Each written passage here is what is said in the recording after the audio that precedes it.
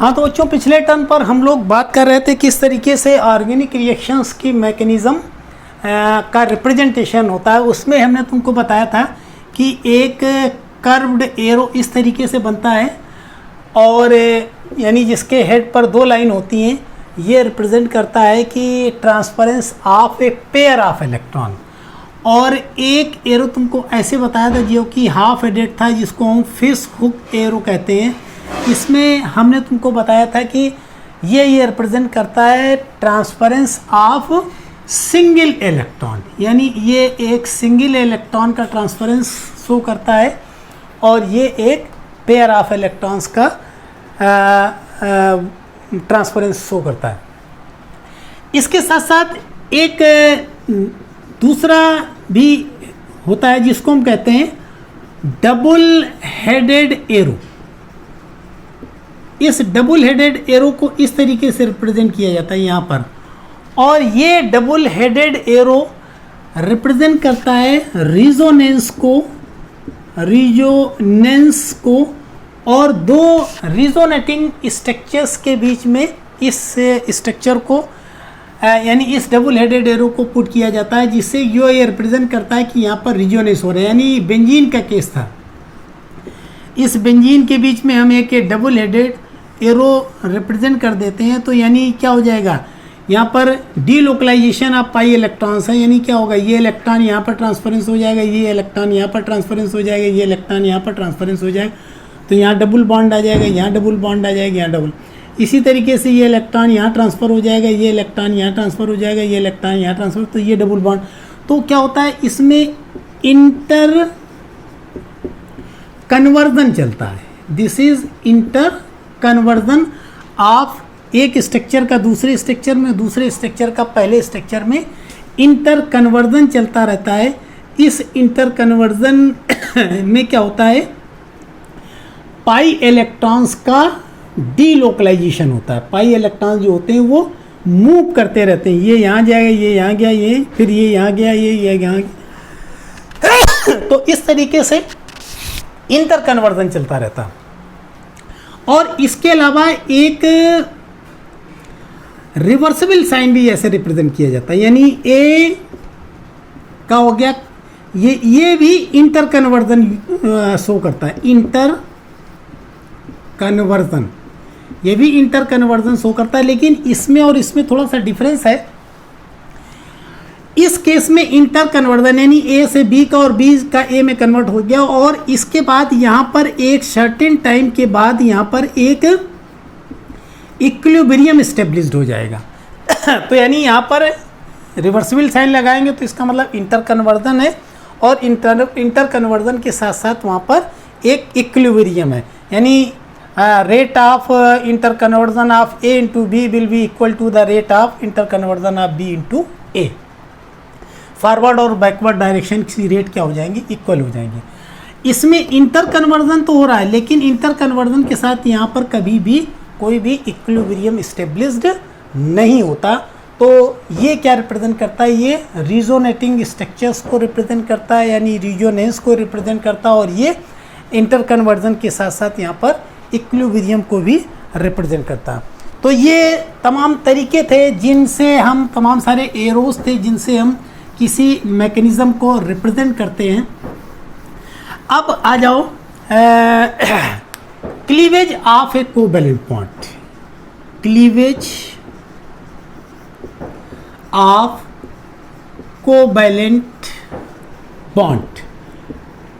Cleavage का मतलब है breaking of, breaking of covalent bond. Covalent bond की जो ब्रेकिंग होती है उसमें दो तरीके होते हैं। एक कहलाता है symmetrical, first is called symmetrical cleavage, या इसको कहते हैं homolysis. This is called homolysis. एक दूसरा कहलाता है अनसिमेट्रिकल क्लीवेज, अनसिमेट्रिकल क्लीवेज,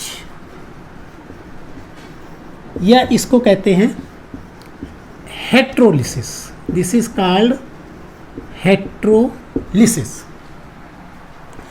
सबसे पहले आ जाओ हम बात करते हैं होमोलिसिस की। होमोलिसिस में होता क्या है कि ये कोई ए कोवैलेंट बॉन्ड बी है, और ए कोवैलेंट बॉन्ड बी का मतलब क्या है, ये डैश रिप्रेजेंट कर रहा कोवैलेंट बॉन्ड का, और इस कोवैलेंट बॉन्ड का मतलब है यहाँ पर ए पेयर ऑफ इलेक्ट्रॉन, और इस पेयर ऑफ इलेक्ट्रॉन का मतलब क्या है, equal sharing of electron between A and B, यानी एक इलेक्ट्रॉन बी का और एक इलेक्ट्रॉन ए का है। क्या होगा, इस बॉन्ड की होमोलिसिस होगी, होमोलिसिस। और होमोलिसिस का मतलब ये है कि बॉन्ड इस तरीके से ब्रेक होता है, इस तरीके से टूटता है कि जो शेयर्ड पेयर ऑफ इलेक्ट्रॉन है, यानी ये शेयर्ड पेयर ऑफ इलेक्ट्रॉन है, यानी दो इलेक्ट्रॉन है, ये दोनों इलेक्ट्रॉन बराबर से क्या होंगे, दोनों एटम्स के पास जाएंगे, यानी एक इलेक्ट्रॉन बी के पास चला जाएगा और एक इलेक्ट्रॉन ए के पास चला जाएगा। तो होमोलिसिस में क्या होता है कि बॉन्ड की ब्रेकिंग इस तरीके से होती है कि जो शेयर्ड पेयर ऑफ इलेक्ट्रॉन है, उन शेयर्ड पेयर ऑफ इलेक्ट्रॉन्स में एक इलेक्ट्रॉन एक एटम के पास चला जाता है और दूसरा इलेक्ट्रॉन दूसरे एटम्स के पास चला जाता है, यानी उन एटम्स के पास चला जाता है जिनके बीच में कोवैलेंट बॉन्ड बना हुआ होता है। और ये जो नई स्पीशीज यहाँ पर फॉर्म होती है, इनको हम रिप्रेजेंट करते हैं ए डॉट और बी डॉट से। These are called free radicals, these are called free radicals. इन डॉट का मतलब क्या है कि यहाँ पर अनपेयर्ड इलेक्ट्रॉन है, ठीक है। तो इसको अगर पीछे चले जाए हम कर्व्ड एरो की बात करें तो क्या होगा, इसका रिप्रेजेंटेशन क्या होगा, हाफ हेडेड एरो से होगा, क्योंकि एक इलेक्ट्रॉन उसके पास, तो यानी इसको हम ऐसे हाफ हेडेड एरो से ये रिप्रेजेंट करेंगे और हाफ हेडेड एरो से इसको रिप्रेजेंट करेंगे। तो ये एक इलेक्ट्रॉन इधर चला गया और एक इलेक्ट्रॉन इधर चला गया, तो ये बन जाएगा ए डॉट और बी डॉट। तो इस तरीके से जो कोवैलेंट बॉन्ड की ब्रेकिंग होती है, जिसमें से बराबर से एक एक इलेक्ट्रॉन जो है दोनों एटम्स के, उन एटम्स के बीच में चला जाता है जिनके बीच में कोवैलेंट बॉन्ड बना हुआ था, उसको हम क्या कहते हैं, दैट इज कॉल्ड होमोलिसिस। और इसी तरीके से एक दूसरा आ जाओ, अनसिमेट्रिकल क्लीवेज या हेट्रोलिसिस। अनसिमेट्रिकल क्लीवेज और हेट्रोलिसिस, यानी हेट्रोलिसिस। हेट्रोलिसिस में कोई कोवैलेंट बॉन्ड, ए कोवैलेंट बॉन्ड इस तरीके से टूटता है कि दोनों के दोनों इलेक्ट्रॉन, यानी शेयर्ड पेयर ऑफ इलेक्ट्रॉन किसी एक एटम के पास चला जाएगा। यानी ये कोवैलेंट बॉन्ड है, ये शेयर्ड पेयर ऑफ इलेक्ट्रॉन, इसमें एक इलेक्ट्रॉन ए का एक इलेक्ट्रॉन बी का है।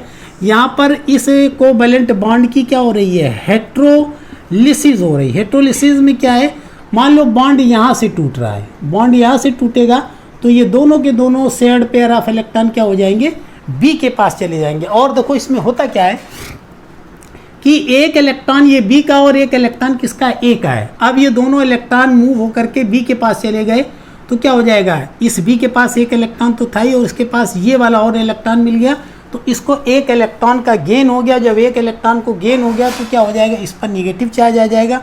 इसी तरीके से ए एटम पर क्या हो जाएगा, एक इलेक्ट्रॉन का लॉस हो जाएगा, जिसकी वजह से ए पर क्या आ जाएगा, पॉजिटिव चार्ज आएगा। यानी ये बन जाएगा ए पॉजिटिव प्लस बी निगेटिव। वो स्पीशीज जिस पर पॉजिटिव चार्ज होता है उसको कहते हैं कैटायन, और जिस पर निगेटिव चार्ज होता है वो कहलाता है एनायन।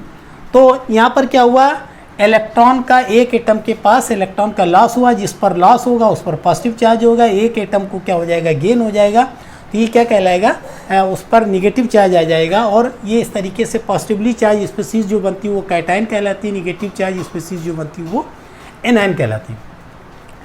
अब इसको रिप्रेजेंट दो, इस तरह ये डॉटेड लाइन चलिए, इसको कैसे रिप्रेजेंट करेंगे, इस तरीके से ये कर्व्ड एरो से ऐसे रिप्रेजेंट करें। यानी ये पेयर ऑफ इलेक्ट्रॉन क्या हो रहा है, बी के ऊपर जा रहा, तो ए पॉजिटिव हो गया और बी निगेटिव हो गया। This is called heterolysis. और इस हेट्रोलिसिस ये भी हो सकता है कि जैसे मान लो ए कोवैलेंट बॉन्ड बी है, ये शेयर्ड पेयर ऑफ इलेक्ट्रॉन है, बॉन्ड क्या हो, इस साइड से टूटे।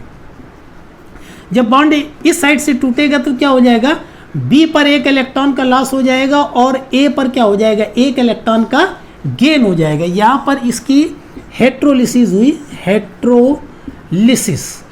इस हेट्रोलिसिस में क्या हो जाएगा, ए पर निगेटिव चार्ज आ जाएगा और बी पर क्या आ जाएगा, पॉजिटिव चार्ज आ जाएगा। तो कौन सी स्पीशीज यहाँ पर फॉर्म होगी, कौन सा कैटायन बनेगा, कौन सा एनायन बनेगा, ये इस चीज़ पर रिप्रेजेंट करता है कि पॉइंट ऑफ क्लीवेज कहाँ पर है। अगर क्लीवेज इस साइड से है यानी इलेक्ट्रॉन इधर जा रहे हैं तो बी पर निगेटिव चार्ज आएगा, बी एनायन बनेगा, ए कैटायन बनेगा। अगर ये इलेक्ट्रॉन को यानी पॉइंट ऑफ क्लीवेज ये है तो यानी हम इसको रिप्रेजेंट कैसे करेंगे, ये रिप्रेजेंट इधर को आएगा तो क्या हो जाएगा, इस पर ए पर निगेटिव चार्ज आ जाएगा, बी पर पॉजिटिव चार्ज आ जाएगा। तो इस तरीके से यहाँ पर एनायन और कैटायन का फॉर्मेशन होता है। यानी कहने का मतलब ये है जब होमोलिसिस होती है तो फ्री रेडिकल्स का फॉर्मेशन होता है, और जब हेट्रोलिसिस होती है तो यहाँ पर a set of charged particles form होते हैं। और चार्ज पार्टिकल्स में जिस पर निगेटिव चार्ज होता है वो एनायन होता है, जिस पर पॉजिटिव चार्ज होता है वो कैटायन होता है। इसी तरीके से ऑर्गेनिक केमिस्ट्री में क्या होता है, कार्बन कंपाउंड्स की बात करें तो अगर ये है CH3Cl, अब क्या है इनके कार्बन यानी इसको हम CH3Cl इस तरीके से रिप्रेजेंट कर रहे हैं, CH3Cl। क्या करें, इस बॉन्ड की हम क्या कर दें, अगर होमोलिसिस करेंगे तो ये इलेक्ट्रॉन इधर आएगा, ये इलेक्ट्रॉन इधर आएगा, इसको हम हाफ हेडेड एरो से रिप्रेजेंट करेंगे। क्या बन जाएगा, CH3 dot plus Cl dot. ठीक है, ये क्या कहलाएगी, ये होमोलिसिस कहलाएगी। और इसी तरीके से CH3 और Cl यानी हम इसकी क्या कर रहे हैं, हेट्रोलिसिस कर रहे हैं। क्या कर रहे हैं, ये इलेक्ट्रॉन यहाँ को मूव कर दें तो क्या होगा, CH3 पॉजिटिव बन जाएगा यानी ये हेट्रोलिसिस हो जाएगी। दिस इज हेट्रोलिसिस और this is homolysis, this is homolysis.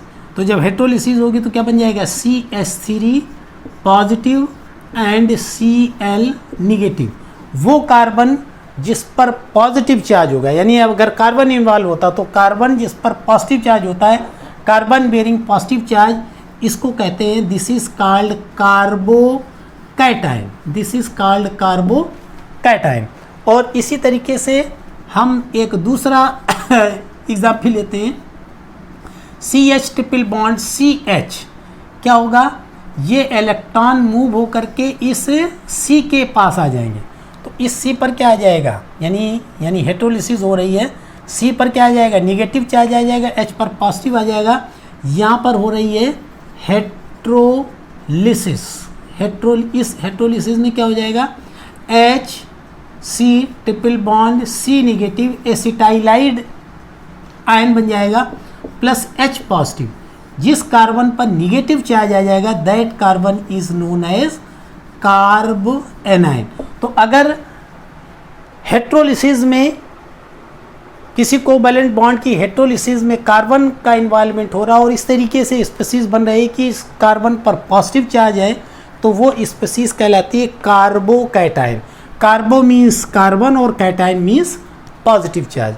और अगर हेट्रोलिसिस इस तरीके से हो रही है कि कार्बन पर निगेटिव चार्ज हो रहा तो बन जाता है कार्ब एनाइन। कार्ब का मीन्स कार्बन और एनाइन का मीन्स निगेटिव चार्ज। तो ये हो गई तुम्हारी क्लीवेज ऑफ कोवैलेंट बॉन्ड और किस तरीके से हेट्रोलिसिस और किस तरीके से होमोलिसिस होती